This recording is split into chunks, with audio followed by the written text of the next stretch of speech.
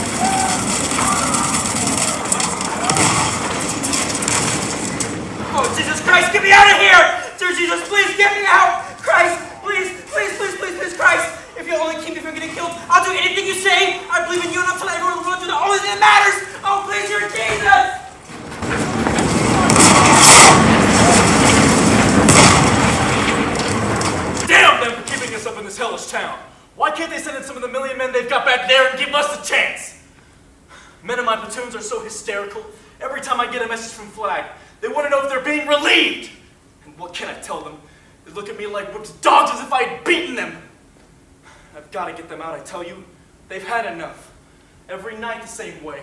And since 6 o'clock, there's been a wounded sniper in that tree by the orchard crying, Cameron! Cameron. Just like a big cripple whippoorwill. What price glory now? Why in God's name can we all go home, damn it!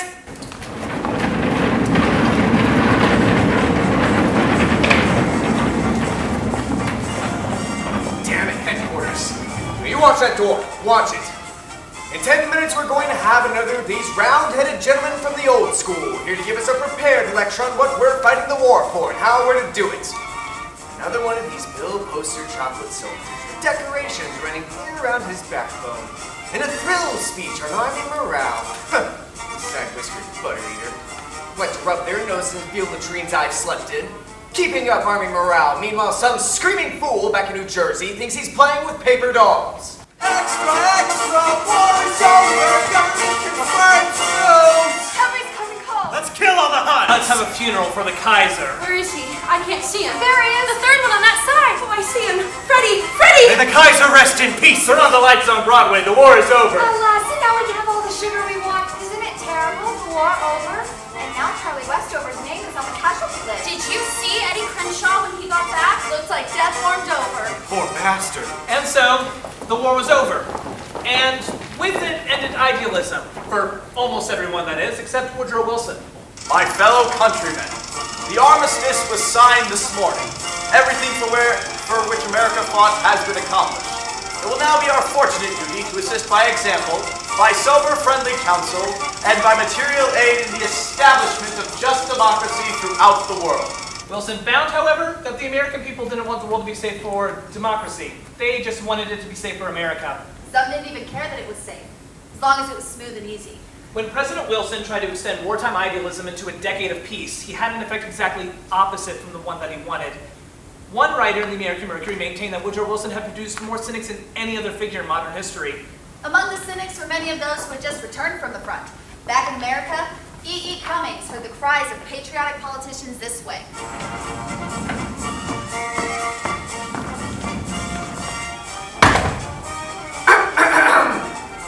Next to, of course, God, America, I love you, land of the pilgrims, and so forth.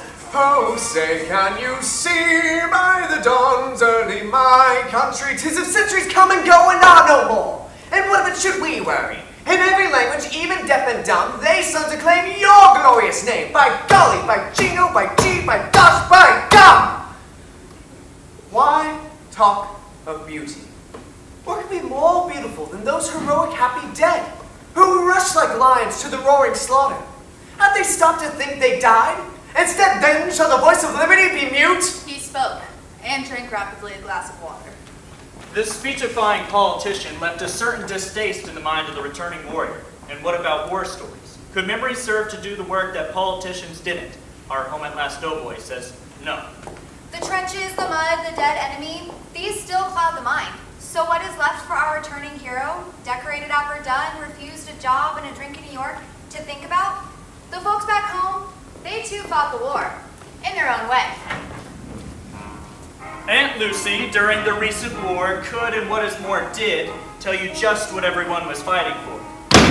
My sister, Isabel, created hundreds and hundreds of socks, not to mention shirts, flea-proof ear warmers, etc., wristers, etc. My mother hoped I would die, etc. Bravely, of course. My father used to talk about how it would be a privilege, and only if he could. Meanwhile, myself, etc., lay quietly in the deep mud, etc., dreaming of your smile, eyes, knees, and of your, etc.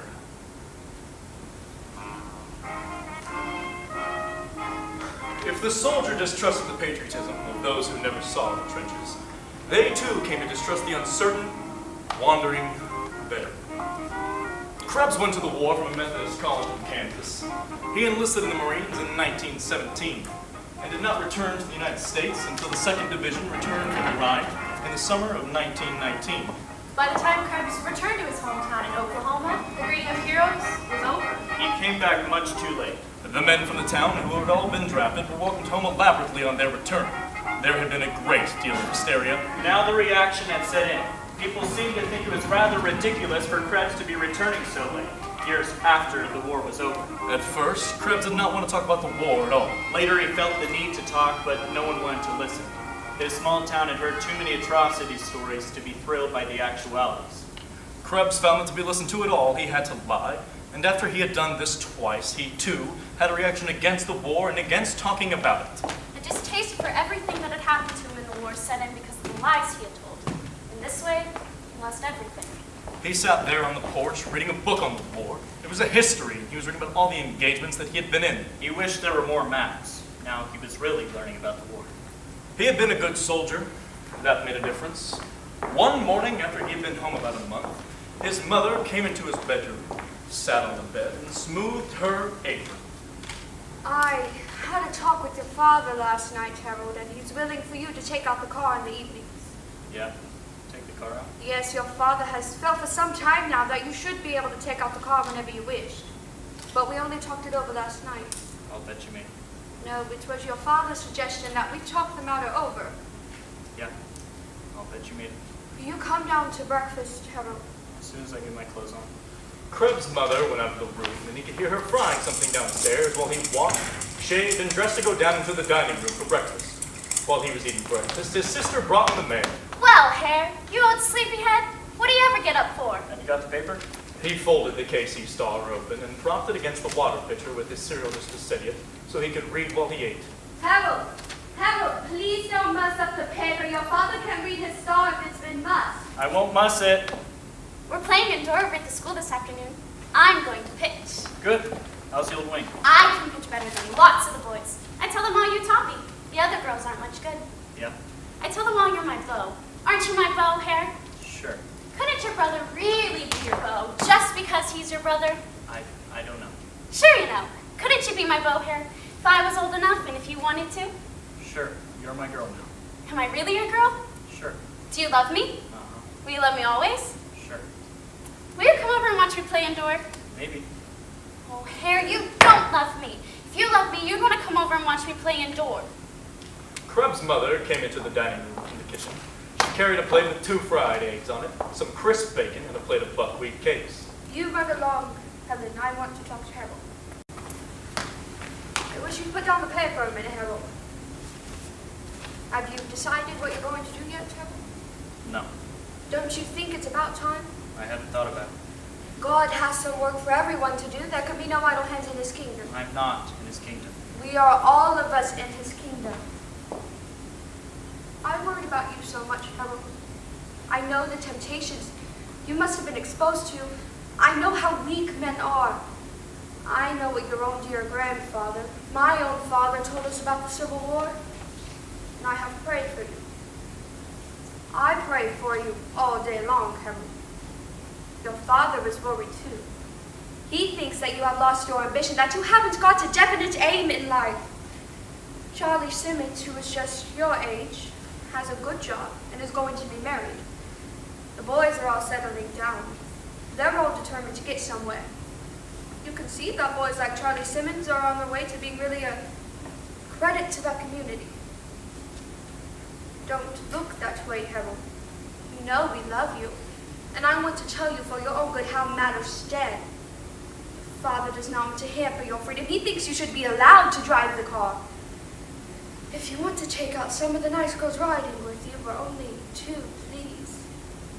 We want you to enjoy yourself, Harold, but you're going to have to settle down to work. Your father doesn't care what you started at. All work is honorable, as he says. You've got to make a start at something. He asked me to speak with you this morning, and then you can stop in and see him at his office. Is that all? Yes. Don't you love your mother, dear boy? No. I don't love anybody. It wasn't any good. He couldn't tell her. He couldn't make her see it. It was silly to have said it. He had only heard her. He went over and took hold of her arm. She was crying with her head in her hands. I didn't mean it. I was just angry at something. I didn't mean I didn't love you. Can't you believe me, Mother? Please. Please, Mother. Please believe me. All right. I believe you, Harold. I'm your mother. I held you next to my heart when you were a tiny baby. I know, Mommy. I'll try and be a good boy for you. Would you kneel and pray with me, Harold? They knelt down beside the dining room table, and Krebs's mother prayed. Now, you pray, Harold. I can. Do you want me to pray for you? Yes. So his mother prayed for him, and they stood up, and Krebs kissed his mother and went out of the house. He would go over to the schoolyard and watch Helen play indoor baseball. Despite what the doughboy, his mother, father, the onlooker, or the politician thought, the troops came home. Some men were happy to find home just as it had been. Others were not. They left the small towns and found jobs and lived in Kansas City, St. Louis, Chicago, and New York, and some even went back to Paris. The mood of futility and the shrugging of shoulders over questions of moral imperative were a large part of the consequence of the war. The post-war generation felt honestly that it had been victimized by a gross and stupid deception. Nothing genuine had come out of the war. The others had been fools of themselves. They involved the young in murderous folly. How could they respect them? Nothing they would do in the future could be 1/10 as absurd as what the others had done. Why then should they consider themselves responsible for the post-war world? They felt that the only responsibility was to themselves. During all this, the big show of American politics went on. The United States, to my eyes, incomparably the greatest show on earth. I'd find anyone to match it elsewhere on earth. In other lands, at worst, there is at least intelligible issues, coherent ideas, and salient personalities. Somebody says something, and somebody replies. Well, what did Harding say back in 1920? And what did Democratic nominee Cox reply? When the votes were counted, Cox's reply was of very little consequence. Cox himself was inconsequential. The product of a party that had won with Wilson under the slogan, "He kept us out of war." 1920 voters had the advantage of hindsight but could add, but not for long. A tough act for Cox to follow, but an easy one for Harding. Gee, what a president he'd make! Said Harry and Doherty, a political kingmaker from Harding's home state of Ohio. Doherty said that in 1900. Sound reasoning, went to Doherty's statement. My God, he looks like a president. An honest appraisal of why Harding won the nomination came from Senator Frank Brannagy of Connecticut. We haven't any first raters this year. This ain't 1880 or any 1904. We haven't any John Shermans or Theodore Roosevelt. So we got is a lot of second raters. And Warren Harding is the best of the second raters. Let's return to the question. What did Harding say in 1920? Not heroism but healing. Not nostrums but normalcy. Not revolution but restoration. Not agitation but adjustment. Not surgery but serenity. Not the dramatic but the dispassionate. Not experiment, but equipoise. Not sustainment in triumphant nationality, but subvergence in internationality. It was speeches like this 7th Democrat William McAdoo said. Harding spoke in a big bow-wow style oratory. His speeches leave the impression of an army of pompous phrases moving over a landscape in search of an idea. Now, sometimes these meandering words of his may actually capture the struggling thought and bear it triumphantly, a prisoner in their midst, until it eventually dies of servitude and overwork. Harding's speeches apparently didn't affect the public the way they did McAdoo. He won it hands down. Harding was President of the United States. Harry Downey even said that Warren Harding looked like a president, and indeed he did. But when the handsome Mr. Harding moved into the White House, he found he couldn't think like one. I can't make a damn thing out of this tax problem. I talk to one side and they seem right. Then, God, I talk to the other side and they seem just as right. And here I am right where I started. I know somewhere there's a book that will give me the truth, but hell, I couldn't read the book. And I know somewhere there's an economist who can give me the truth, but I don't know where to find him, and I haven't the sense to know him and trust him when I do find him. What a job! One New York newspaper man thought he had Harding figured out. He said, Harding's acid test for everything proposed to him involving his participation was to ask himself if it would be becoming. This didn't work. He turned to his friends. Harding's conception of public service was to give a friend a job. President Harding made friends quickly. Sometimes, perhaps, too quickly.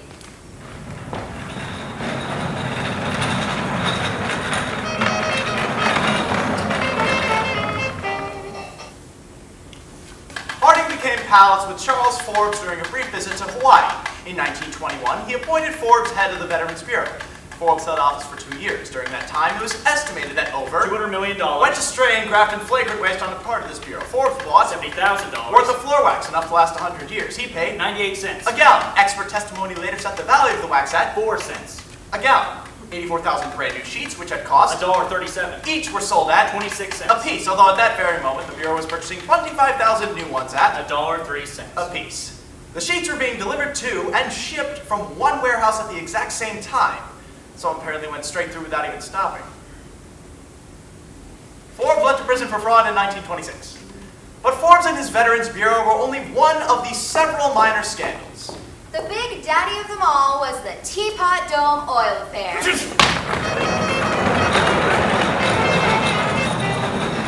It seems the government leased certain oil-rich lands supposedly held in reserve for a national emergency to several large petroleum companies. There was never any bidding for the leases. In fact, the public never knew about it. The whole deal was uncovered in a series of congressional hearings which stretched over a number of years, and some of the testimony got very involved. It was rumored that one oil executive had given $68,000 to a certain cabinet member. The executive was asked about the money. No. There was no money exchange, no $68,000. Now, what was involved was 6 or 8 cows. Yeah, probably did that one. Of course, it's easy to see how the misunderstanding arose. Doesn't 68,000 sound like 6 or 8 cows? The public will take that one. The reason that Teapot Dome attracted so much attention was that it hit right at the top, Ward Harding's cabinet. Implicated in the scandal were Secretary of the Interior Albert Fall, Secretary of the Navy Edwin Denby, 4 large oil companies, 1 Washington newspaper publisher, and of course that paragon of justice, Attorney General Harry M. Doherty. Warren G. Harding wasn't touched by any of this. You see, he very conveniently died just before the scandal broke. Some went so far to say that his very political death was occasioned by a few drops of poison, administered by his wife. Gee, what a president he'd make. As they shall make. As democracy is perfected, the office of the president represents more and more closely the inner soul of the people. We move toward a lofty ideal. On some great and glorious day, the plain folk of the land will reach their heart's desire at last. And the White House will be adorned by a downright moron.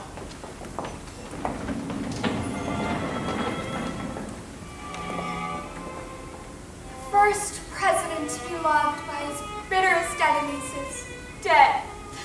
The only man, woman, or child who wrote a simple declarative sentence with 7 grammatical errors is dead. Beautiful Warren G. Harding is dead.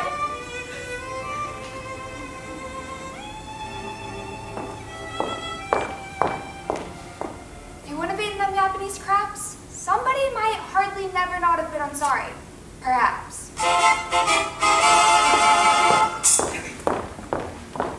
The New York Times headline, they put it much more simply. Extra, extra! President Harding dies suddenly! Stroke of apoplexy at 7:30 p.m. Calvin Coolidge is president! Calvin Coolidge. He had been around Washington for 2 years as vice president. We all knew him. Or did we? By tradition, the vice president has become the official diner out of the administration. Every night from November until May, he must sally forth in his glide remnant and eat for his party and his chief. He and the pot of pumps are social fixtures. No big dinners complete without the both of them. Mr. Coolidge sat through the dinners and evenings in curdled silence. A sympathetic woman who saw that he was suffering asked him, Mr. Coolidge, why do you continue to dine out? He replied, Gotta eat somewhere. Another pleasant young woman who had the misfortune to be placed next to him said, Mr. Coolidge, I've made a rather sizable bet with my friends that I can get you to speak 3 words this evening. Coolidge snapped hastily. You lose. The magazine Vanity Fair sketched Coolidge's stillness in a less scholarly but perhaps more telling way. It carried an improbable interview between the president and a screen star of the day who was known for her long silences. They called it Greta Garbo versus Calvin Coolidge. Greta, who's been keeping cool with Cal. You have been here 3 hours, and what have you said? Nothing. Absolutely nothing. Words are cheap. There are over 455,423 words, not counting vowel sounds, in the Webster Standard Dictionary. But it was not words that made this great country what it is today. It is actions, and actions speak louder than words. It is possible to calculate. There's been 464 major actions. Stop. A half-hour silence. Stop what? Stop talking. I wish to think. 3/4 of an hour elapse. And what do you think, Miss Garbo? I think I go home. Oh, Miss Garbo. The next silence lasts an hour. Well, I reckon whether I choose to or not, I must run. The missus is waiting. Well, I'm sick of this argument anyway. I want to be alone.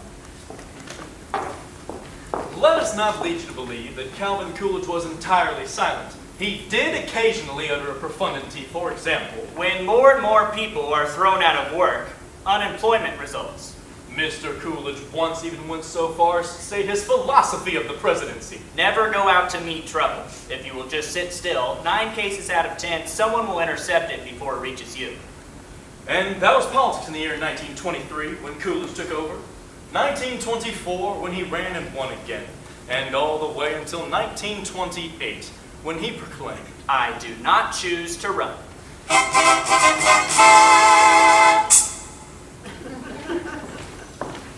Writers and journalists who had picked apart Harding and Coolidge found more important issues in the courts.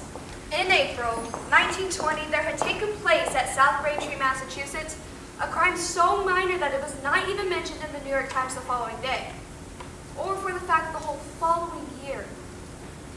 2 Italian immigrants, a shoemaker and a fish peddler, were charged with the crime that had taken place during a payroll robbery. It was an open and shut case until several writers, among them Dorothy Parker, Haywood Broun, John Dos Passos, and Robert Benchley, took up the cause of Sacco and Vanzetti. The literati maintained that the trial was prejudiced. One witness, Celestino Medeiros, claimed that he was present at the time of the South Braintree murder and that Sacco and Vanzetti were not with him.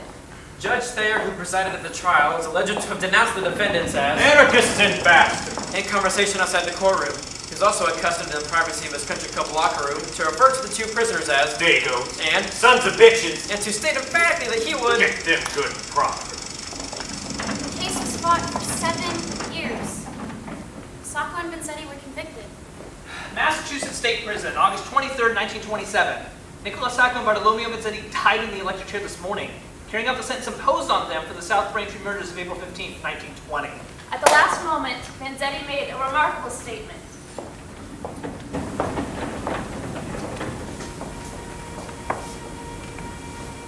If it had not been for these things, I might have lived up my life talking at street corners to scorning men. I might have died unmarked, unknown, a failure. Now, we are not a failure. This is our career and our triumph. Never in our full lives can we hope to do so much work for tolerance, for justice, for men's understanding of men as we do by accident. Our words, our lives, our pains, nothing. The taking of our lives, lives of a good shoemaker and a poor fish peddler, all that last moment belongs to us. That agony is our triumph.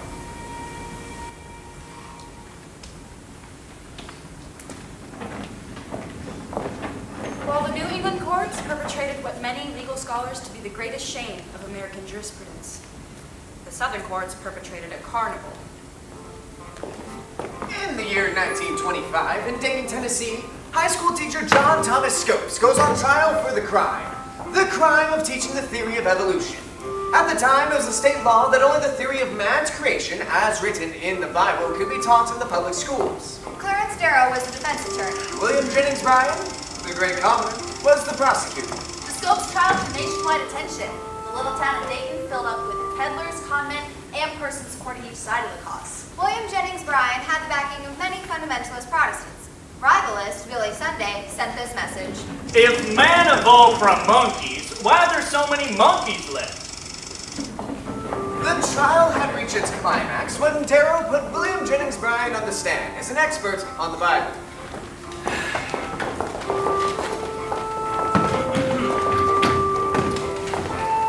Now this book goes into a lot of begats. And Ephraxia begat Selah, and Selah begat Eber, and so on and so on. These pretty important folks. They are the generations of the holy men and women of the Bible. And how did they go about all this begetting? What do you mean?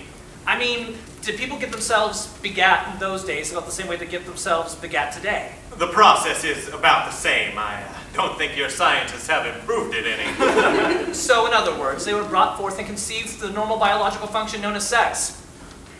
What do you think of sex, Colonel Bryan? Now, in what spirit is the question asked? I'm not asking you what you think of sex as a father, or as a husband, or as a presidential candidate. You're here as an expert on the Bible. What's the biblical evaluation of sex? It is considered original sin. And all these people got themselves begat through original sin? All of a sudden make them less holy? Your Honor, where is this leading us? What does this have to do with the state versus John Scopes? Colonel Darrow, the court must be satisfied that this line of questioning has some bearing on the case. You've ruled out all my witnesses. I must be allowed to examine the one witness you've left me in my own way. Your Honor, I am more than willing to endure Mr. Darrow's sneering and disrespect, for he is pleading the case of the prosecution by his contempt for all that is holy. I object. On what grounds? Is it possible that there is something holy to the celebrated agnostic? Yes. The individual human mind. In a child's power to master the multiplication table, there's more sanctity than all of your shouted amens, holy holies, or hosannas. An idea is a greater monument than the cathedral, and the advancement of men's knowledge is more of a miracle than any sticks turned to snakes or the parting of waters. But are we now to halt the march of progress because Mr. Bryan frightens us with a fable? Fable? Gentlemen, progress has never been a bargain. You've got to pay for it. Sometimes I like to think that there's a man behind a counter that says, all right, you can have a telephone, but you have to give up privacy, the charm of distance. And, madam, you may vote, but at a price. You give up your right to hide behind a powder puff or a petticoat. And, mister, you may conquer the air, and the clouds will smell of gasoline. Darwin moved us forward to a hilltop, where we can look back and see the way from which we came. But for this view, this insight, this knowledge, we must abandon our faith in the pleasant poetry of Genesis. We must not abandon faith. Faith is the important thing. Amen. Then, why did God plague us with the power to think? Mr. Bryan, why do you deny us the one faculty which lifts man above all the creatures on earth? The power of his brain to reason. What other merit have we? The elephant is larger, the horse stronger and swifter, the butterfly more beautiful, the mosquito more prolific, even the simple sponge is more durable. Or does a sponge think? I don't know. I'm a man, not a sponge. Do you think a sponge thinks? If the Lord wishes a sponge to think, it thinks. And does a man have the same privileges as a sponge? Of course. This man wishes to be accorded the same privileges as a sponge. He wishes to think.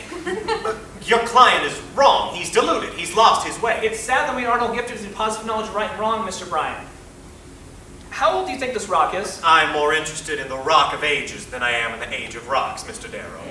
Well, Dr. Page from Oberlin College tells me that this rock is at least 10 million years old. Well, you managed to sneak in some of that scientific testimony. Look, Mr. Bryan, these are the fossil remains of a prehistoric marine creature which was found in this very county, which lived here millions of years ago, and the very mountains were submerged in water.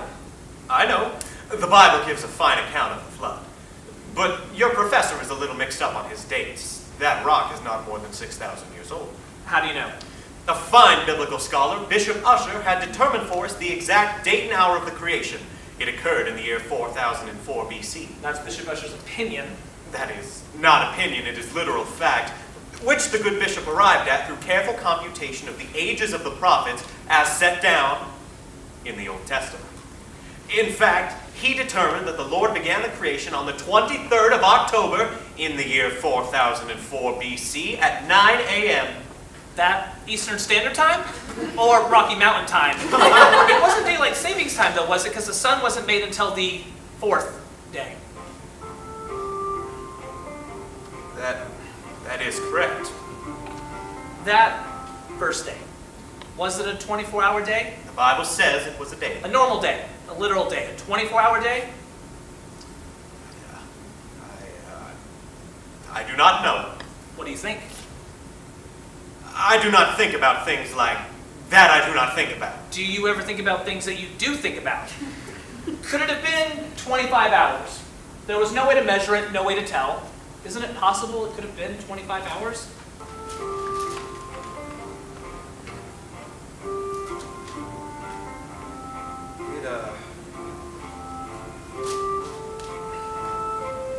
It is possible. Oh, and you interpret that the first day recorded in the book of Genesis was one of indeterminate length. I meant to state that the day referred to is not necessarily a 24-hour day. Exactly. It could have been 30 hours, or a month, or a year, or 100 years, or 10 million years. I protest. This is not only irrelevant in material, it is illegal.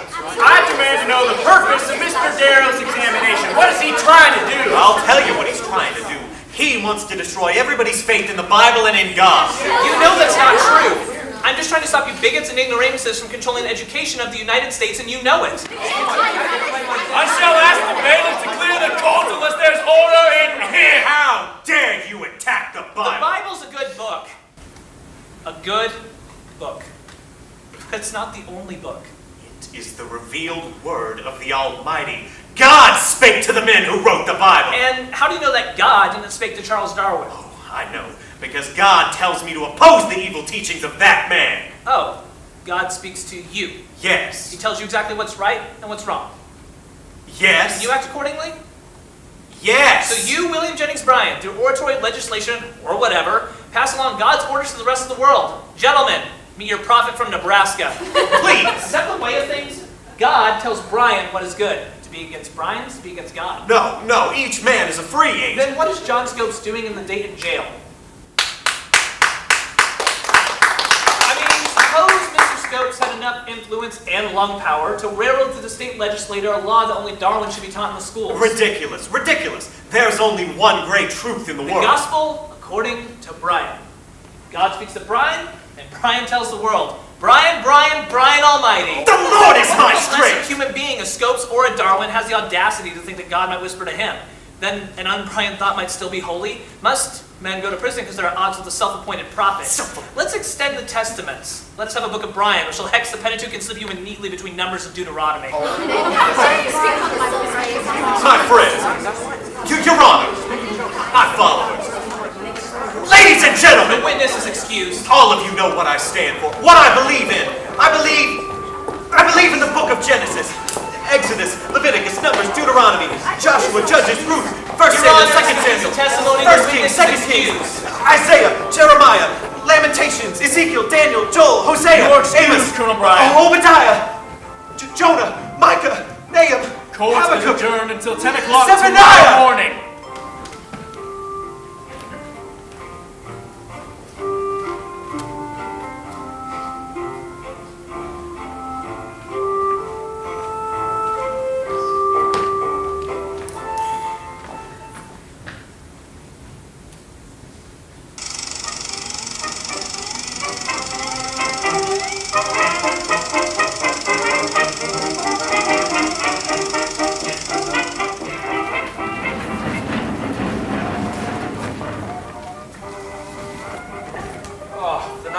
1920s were a party that ended in a serious hangover. Here's a 10-year-long weekend party in which they all participated and whose hangover never really started until the stock market crashed. The era of wonderful nonsense. The time of the lost generation. The reckless era. The roaring 20s, the aspirin age. The Jazz Age, the age of Freud and Ziegfeld. Flaming youth. These are the labels of the era. They all describe one thing. Rebellion!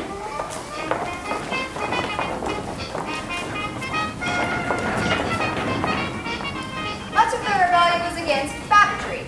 Babbitt, no doubt, had been around for a long time, but it wasn't until the 1920s that Sinclair Lewis put him on record. Babbitt looked up the airplay from the comic strips in the Evening Advocate. I'll tell you why you have to study Shakespeare and all those. It's because they're required for college entrance. That's all there is to it. Personally, I don't see myself why they stuck them into these up-to-date high school systems like we have in this state. It'd be a good deal better if you took business English and learned how to write an ad or letters that would pull. Yeah. But there you have it, Teddy. There's no talk, argument, or discussion about it. See, the trouble with you, Ted, is you always want to do something different. But if you're going to law school, and you are, I never had that chance, but I'll see to it that you do. Why? You want to lay in all the English and Latin you can get. Aw, punk. I don't see what's the use of going to law school or even finishing high school. I don't want to go to college especially. Honest, there's a lot of fellas that I know that went to colleges that don't begin to make as much money as fellas that went to work early. Old Shimmy Peters, he teaches Latin in the high. He's from Columbia. He stays up all night reading a lot of greasy books, and he's always spieling about the value of languages. And the poor soak doesn't make but $1,800 a year. And no traveling salesman would think for working for that. I know what I'd like to do. I'd like to be an aviator. Or own a corking big garage, or else. A fellow was telling me about it yesterday. I'd like to be one of those fellows at the Standard Oil Company. Sends out to China. And then you live in a compound and don't have to do any of the work. And then I could take up these correspondence courses. See, that's the real stuff. Just listen to these. I ripped out the ads of some swell courses. He snatched from the back of his geometry book 100 advertisements of those home study courses, which the energy and foresight of American commerce had contributed to the science of education. The text ran. What we teach you. How to address your lodge, how to give toasts, how to tell dialect stories, how to propose to a lady, how to entertain banquets, how to make convincing selling talks, how to build a big vocabulary, how to create a strong personality, how to become a rational, powerful, and original thinker, how to be a master man. Well, sounds as if it covered the ground, but it certainly is a fine thing to be able to orate. I sometimes have thought I've had a little talent that way myself. And I know one reason why an old four-flushing back number like Jan Mott can get away with it in real estate. It's just because he can talk a good talk. I'll tell you though, there's no need to blow a lot of good money on this stuff, especially if you can get a first-rate course in English and eloquence, all right here in your own school. And one of the biggest school buildings in the entire country. That's so. Yeah, but Dad, they just teach a lot of old junk that isn't any practical use. Oh, except the manual training and bike riding and basketball and typewriting and dancing. And in these correspondence courses, gee, you could get all kinds of stuff that would come in handy. Listen to this one. Can you play a man's part? If you are walking with your mother, sister, or best girl and someone passes a slighting remark or uses improper language, will you be ashamed if you can't take her part? Well, can you? We teach boxing and self-defense by mail. Many pupils have written that saying that after just a few lessons, they've outboxed bigger and heavier opponents. Oh, baby, would I like that. I'll tell the world. Gosh, I'd like to take this one fella I know in school is always shooting off his mouth and catch him alone. Oh, nonsense. The idea. It's the most useless thing I have ever heard of. Well, just suppose I was walking with Mama or Roman, and someone passed a slighting remark or used improper language. What would I do? Why, you would probably bust the record for the 100-yard dash. I would not. I'd stand up to any marker that passed a slighting remark on my sister, and I'd show Look here, young Dempsey. Ever catch you fighting, I'll wail the everlasting daylights out of you. And... Why, Ted dear, it isn't at all nice. You're talking of fighting this way. Oh, gosh almighty, that's a fine way to appreciate. And then suppose I was walking with you, Ma, and someone passed a slighting remark or used... No one is going to pass no slighting remarks on nobody. Not if they stay home, study their geometry, mind their own affairs. But gosh, Dad, if they did! They did. I wouldn't do them the honor of paying any attention to them. Besides, they never do. You always hear about these women that get followed and insulted and all, but I don't believe a word of it. Or it's their own fault. The way some women look at a person. I mean, I have certainly never been insulted. Gosh, you mother, just suppose you were sometime. Just suppose.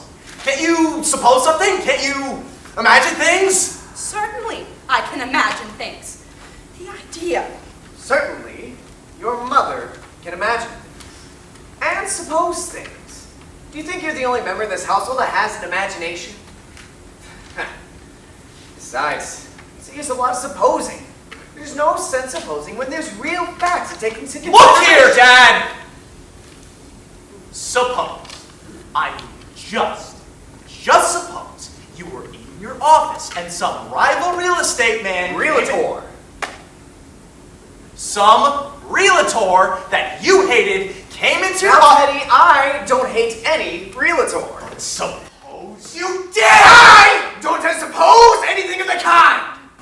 There are plenty of fellows in my profession that stoop and hate their competitors. But, if you were just a little bit older, and you understood business, then you'd know, and you'd suppose, that there's any one thing that I stand for in the real estate circle of Zenith, is that we must always speak of each other in only the friendliest of terms, and institute a spirit of brotherhood and cooperation. So I can't suppose, and I can't imagine my hating any realtor. Not even that dirty, four-flushing society sneaks that surrounds you. Well, Babbitt, the small-town Rotarian businessman, may have fooled himself, but he doesn't fool anybody in the end, least of all the young rebel in the 1920s. The older generation had pretty well ruined this world before passing it on to us. Some of these rebellious youth wouldn't even... They give us this thing knocked to pieces, leaky red hot, and threatening to... Some of these... Oh! And then they're surprised that we don't receive it with the same attitude of prudent and coarse enthusiasm which they received it! Some of these rebellious youth wouldn't even take it, that leaky middle-class world.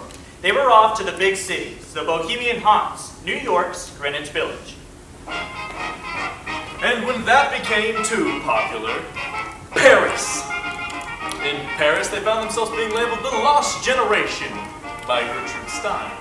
To demonstrate to the world and to Miss Stein that her pronouncement was, as he said, a piece of splendid bombast, Ernest Hemingway placed her words, "You are all a lost generation," on the inscription page of The Sun Also Rises, in order to counter it with another inscription of his own from Ecclesiastes. One generation passeth away, and another generation cometh, but the earth abideth forever. The sun also rises, and the sun goeth down, and hasteth to the place where he arose. The wind goeth toward the south and turneth about into the north. And returneth again according to his circuits. All the rivers run into the sea, and yet the sea is not full. And to the place from whence the rivers come. Thither they return again.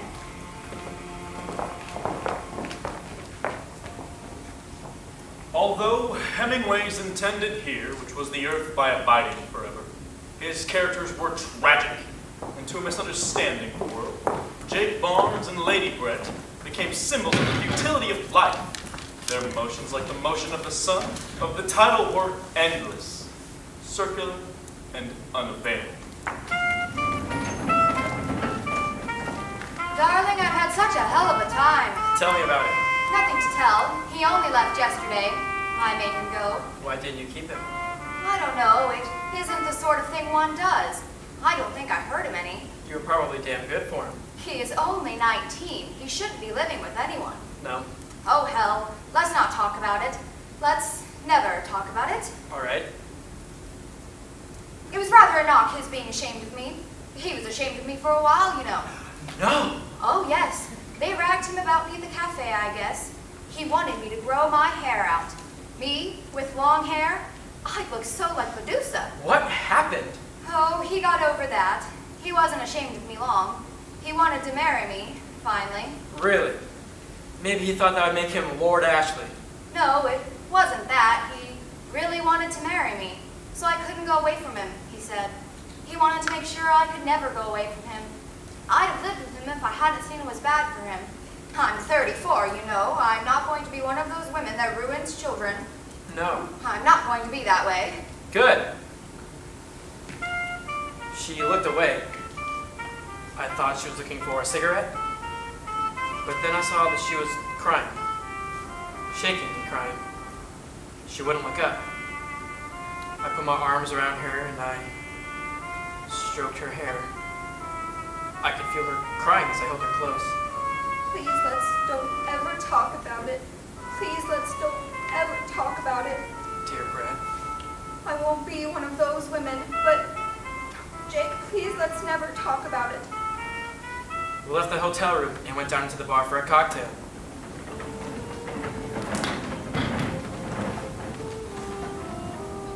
We sat on high stools at the bar while the barman shook the martinis in a large nickel shaker. It's a nice bar, isn't it? They're all nice bars. It's funny what a wonderful gentility you get in the bar of a big hotel. Barmen and jockeys are the only people who are polite anymore. No matter how vulgar a hotel is, the bar, it's always nice. Well, bungo. Bungo. You know, I feel rather damned good, Jake. You should. It makes one feel rather good deciding not to be a bitch. Amazing, isn't it? Yes. It's sort of what we have instead of God. Some people have God, quite a lot. He never worked very well with me. Should we have another martini? Don't get drunk, Jake. You don't have to. How do you know? Don't. You'll be all right. Well, want to go for a ride instead? Want to go ride through the town? Right, I haven't seen Madrid. I should see Madrid. Outside it was hot and bright. A taxi came up the street. I told the driver where to drive and I got in beside Brett. I settled back, and Brett moved closer to me, and we sat close against each other. Oh, Jake. We could have had such a damned good time together. Yes. Isn't it pretty to think so?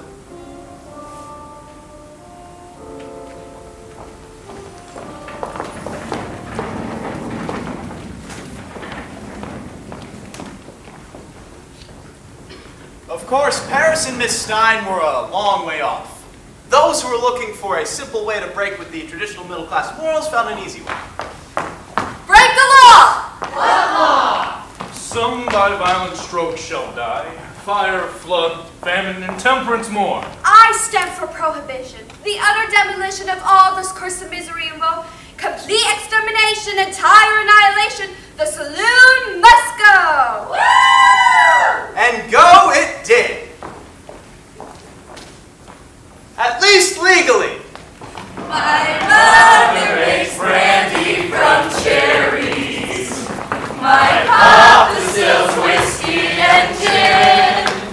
My sister sells wine from the grapes on our vine. The grief how the money rolls in. Rolls in, rolls in. Good grief, how the money rolls in.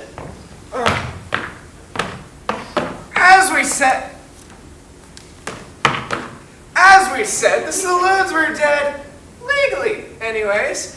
They teased the men and the Volstead Act killed it. However, America did have what one British journalist called America's 19th Amendment. His name was Al Capone.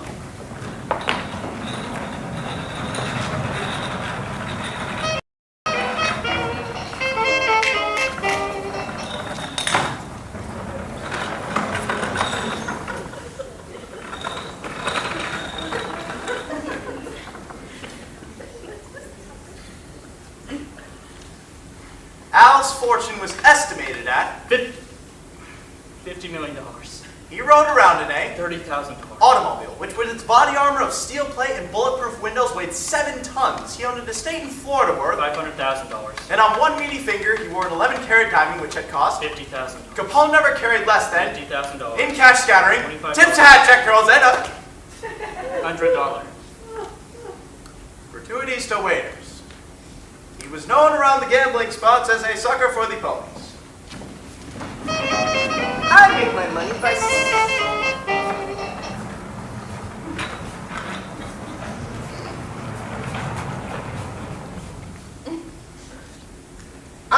money by supplying a public demand. If I break the law, my customers, who number the hundreds at the best in Chicago, are just as guilty as I am. The only difference between us is I sell and they buy. Everybody calls me a racketeer. I call myself a businessman. When I'm selling liquor, it's a bootlegging. But when my patrons are serving it on a silver tray on Lakeshore Drive, it's hospitality. If the Halton booze had its effect on the long-time imbiber, then it had an even greater effect on the uninitiate. It is estimated that there was more drinking done during Prohibition than had been done before it. To show what an important part drinking played during the 20s, here are just a few drinking terms of the period.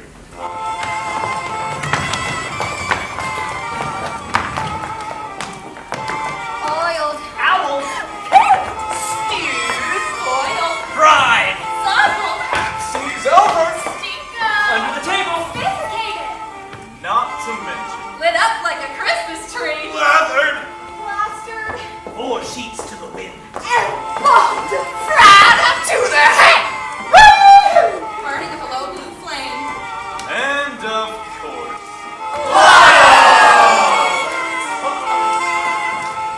there were so many speakeasies in New York that it was not uncommon to find signs in Midtown Manhattan doorways that state. This is not a speakeasy. A speakeasy, it should be noted, are quite different than the saloons that Prohibitionists had attacked so vehemently. The old days when Father spent his evenings down at Cassidy's bar where the rest of the boys are gone and probably gone forever.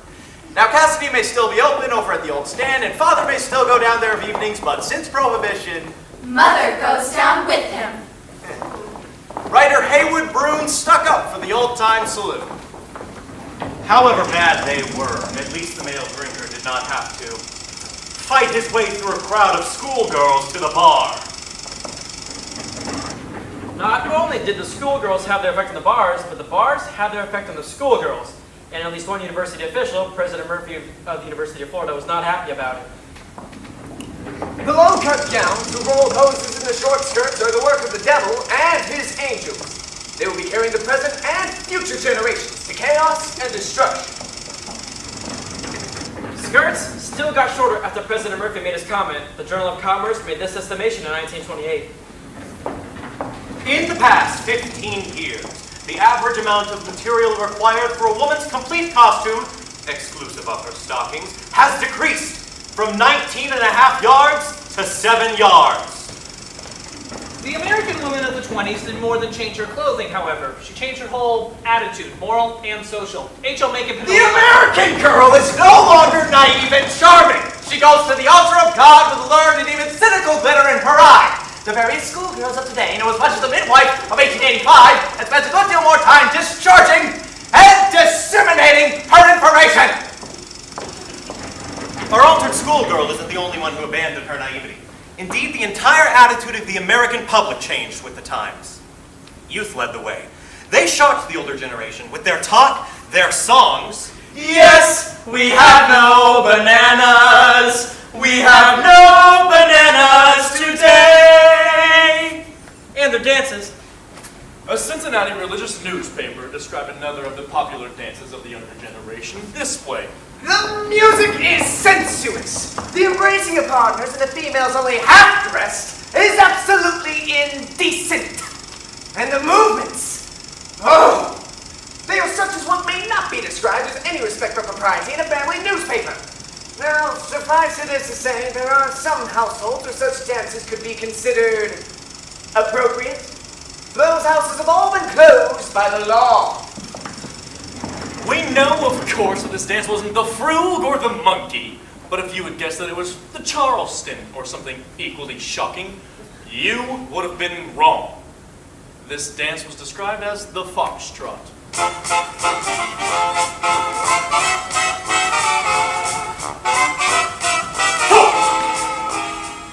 If the elders were shocked by their dancing, they were even more upset when they found out what was really going on in F. Scott Fitzgerald's novel, This Side of Paradise. None of the Victorian mothers, and most of the mothers were Victorian, had any idea that their daughters were so accustomed to being kissed.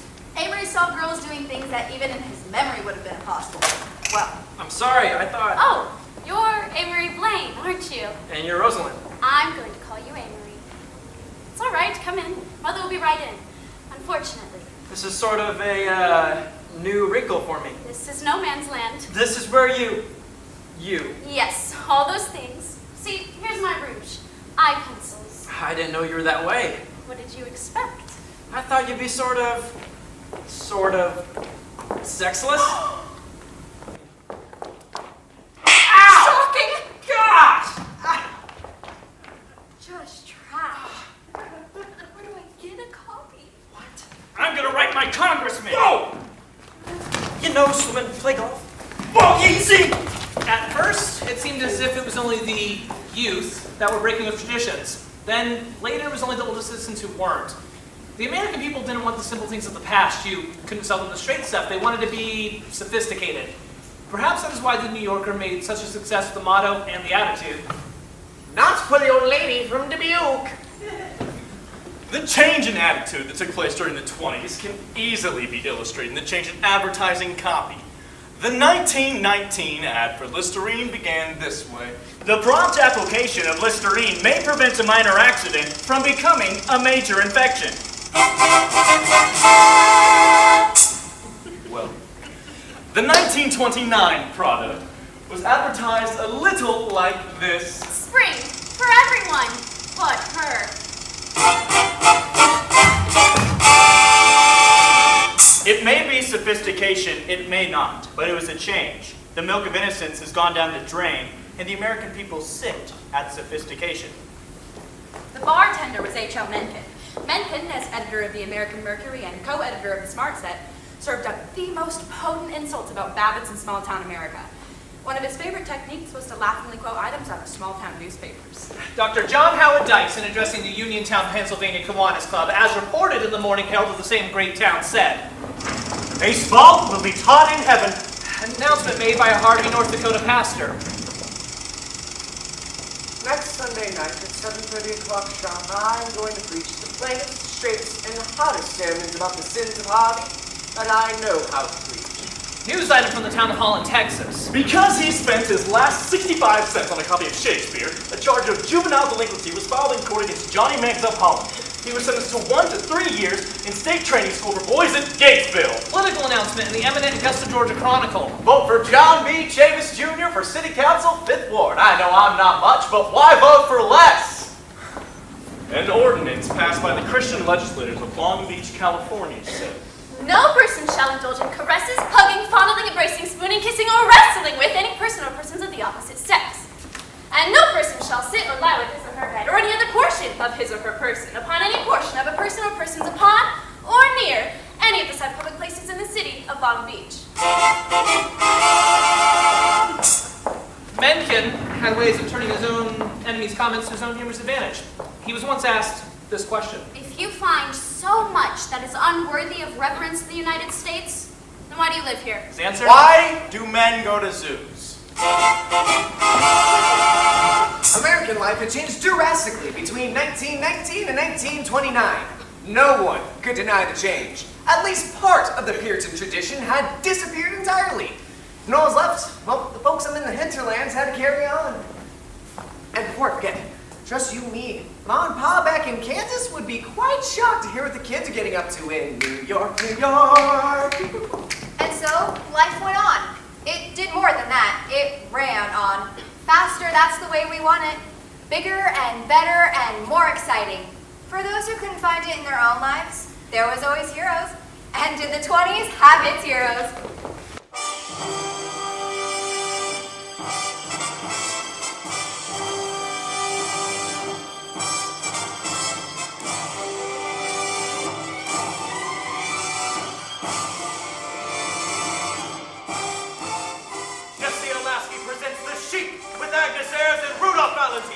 Straight for the sheep, see you two!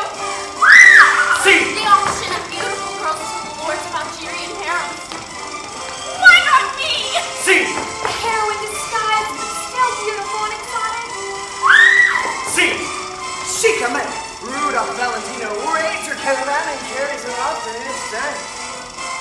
See! You're captured by men and tribesmen and enslaved by their chief in his stronghold. See! The sheik's vengeance, the storm in the desert, a brown woman's heart surrendered. See, Matchless seeds of gorgeous color and wild free life and love. Here was a lover of a woman's dreams and hearts, the violent, exciting, secret lover who never pleaded for a lady's favors, but took them without scruple. Lie still, you little fool. He said to Agnes Harrison,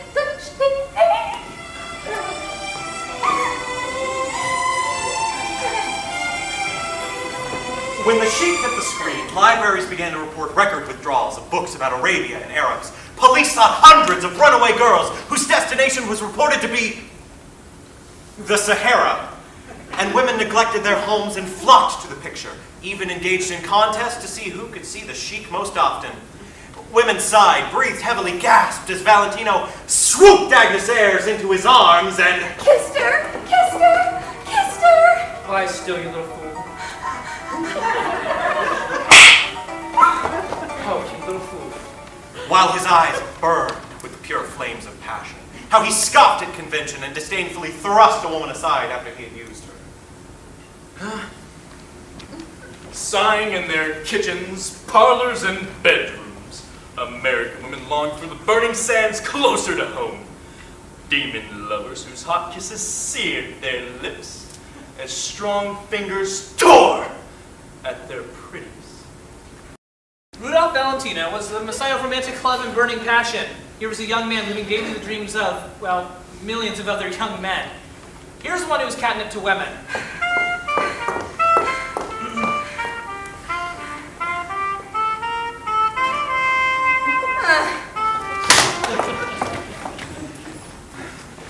Take me out to the ball game.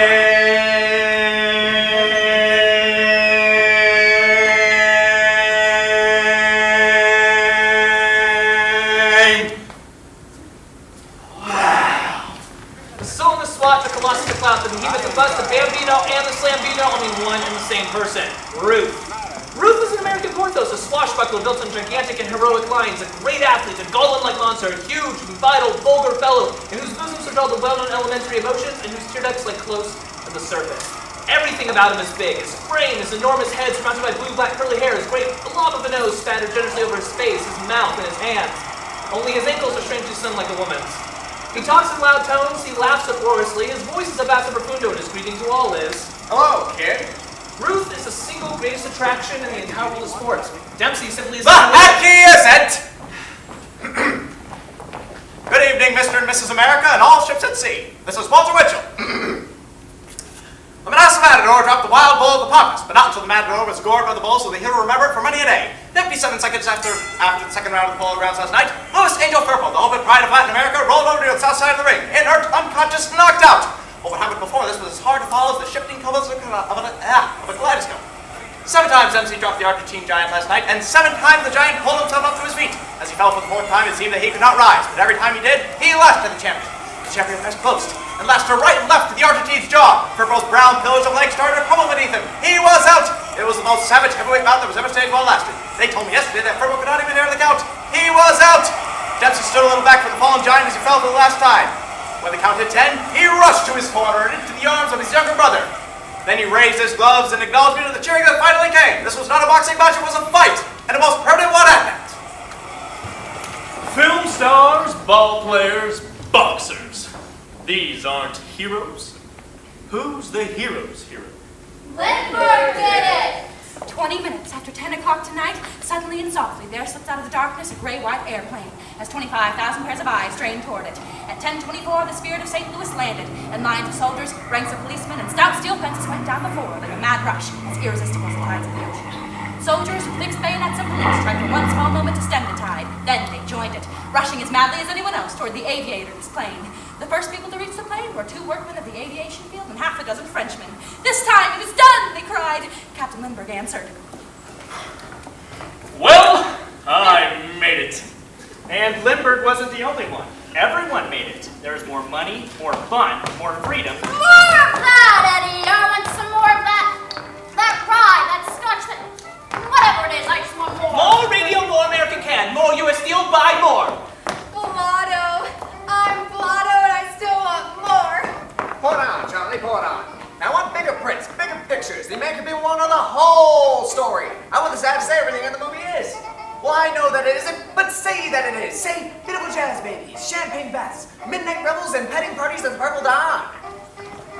More speed? What do you mean, more speed? This car's got more speed than you could ever want. More cigarettes. We're selling more cigarettes than ever before. Another party at the Wilburys? Oh no, not another party at the Wilburys. More tiring than anyone I've ever met. Freddie is more tiring, more boring. What the hell do you mean, Marrier? I got enough money to send you all the way to that Harvard College, and I got enough money to keep you there. The hell, Marrier? And then he gave me the necklace.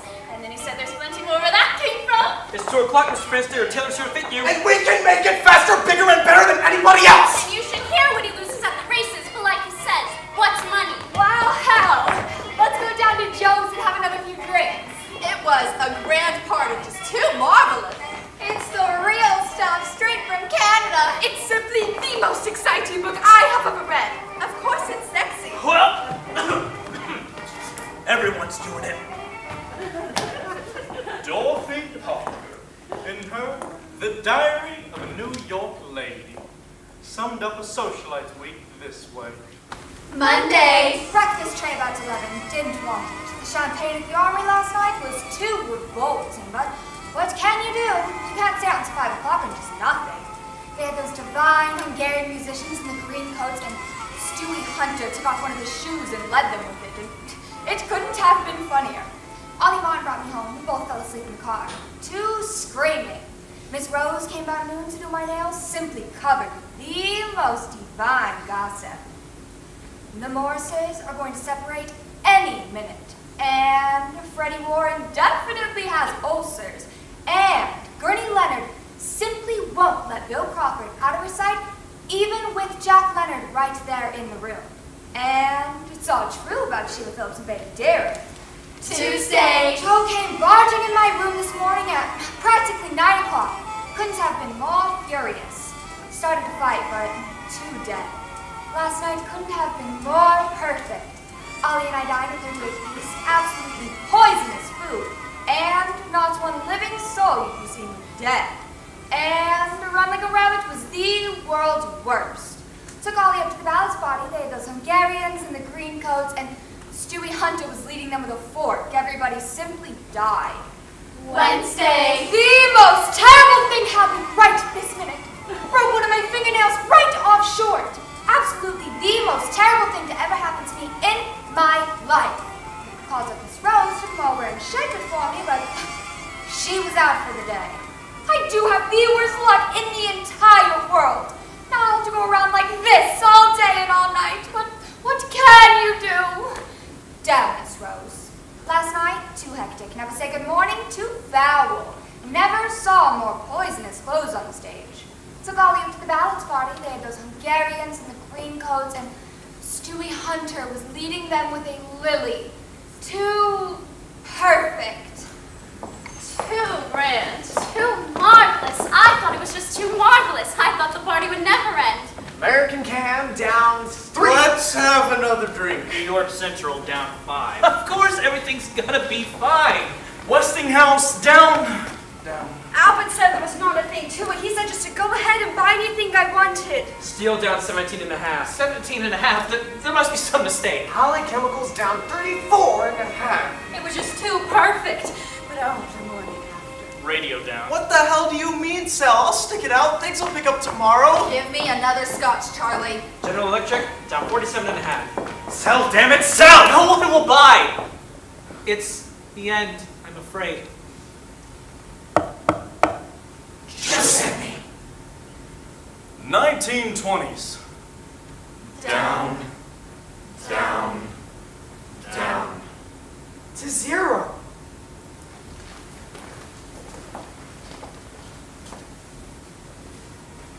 One, 2, 3 was the number he played, but today the number came 3, 2, 1. Bought his carbide at 30, and it went to 29. And the favorite at Bowie, the track was slow. Oh, executive type, would you like to drive a floating power, knee-action, silk-upholstered 6? Wed a Hollywood star? Shoot the course in 58, draw to the ace, king, jack? Oh, fellow with a will who won't take no. Watch out for 3 cigarettes on the same single match. A Democratic voter, born in August under Mars. Beware of liquidated rails. Denouement to denouement. He took a personal pride in the certain way he lived his own private life. But nevertheless, they shut off his gas. Nevertheless, the bank foreclosed. Nevertheless, the landlord called. Nevertheless, the radio broke. And 12 o'clock arrived just once too often. Just the same, he wore 1 gray tweed suit, bought 1 straw hat, drank 1 straight scotch, walked 1 short step, took 1 long look, drew 1 deep breath. Just 1 too many. And wow, he died. And wow, he lived. Going whop to the office and Bluey home to sleep and Biff got married and Bam had children and oof! Got fired. Zowie did he live. And zowie did he die. With who the hell are you at the corner of his casket? And where the hell are we going from the right-hand silver knob? And who the hell cares walking second from the end with an American Beauty wreath from Why the Hell Not? Very much missed by the circulation staff of the New York Evening Post. Deeply mourned by the BMT. Mr. Roosevelt, Sears Roebuck, Big Dipper, Summer Rain, Mr. Mr.